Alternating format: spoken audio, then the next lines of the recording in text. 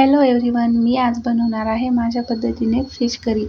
त्यासाठी मी घेतला आहे लाल तिखट, गरम मसाला पावडर, हळद, फिश फ्राय मसाला आणि थोडासा गरम मसाला पावडर आणि अद्रक लसूणची पेस्ट। त्यानंतर ॲड केला आहे लिंबाचा रस।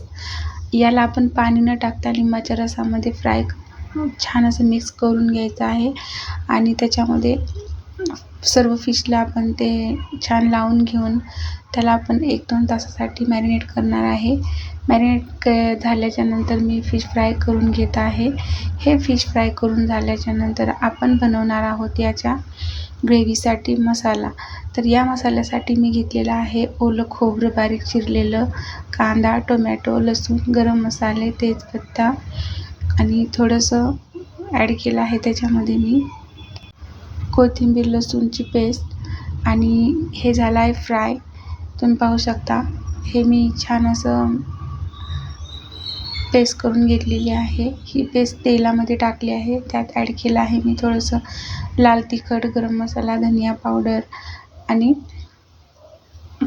थोडासा कढीपत्ता टाकलेला आहे। कढीपत्त्यामुळे जो फिशचा जो स्मेल असतो तो येणार नाही आणि फिश करी तुम्हाला खाण्याची पुन्हा पुन्हा इच्छा होईल अशी ही फिश करी होणार आहे आपली।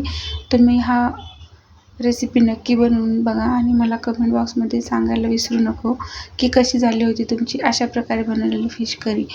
मी फिश ॲड केलेला आहे ग्रेव्ही उकळल्यानंतर। अशा प्रकारे आपली फिश करी इतकी छान तिखट आणि इतकी भन्नाट झाली होती की तुम्ही एकदा नक्की करून बघा।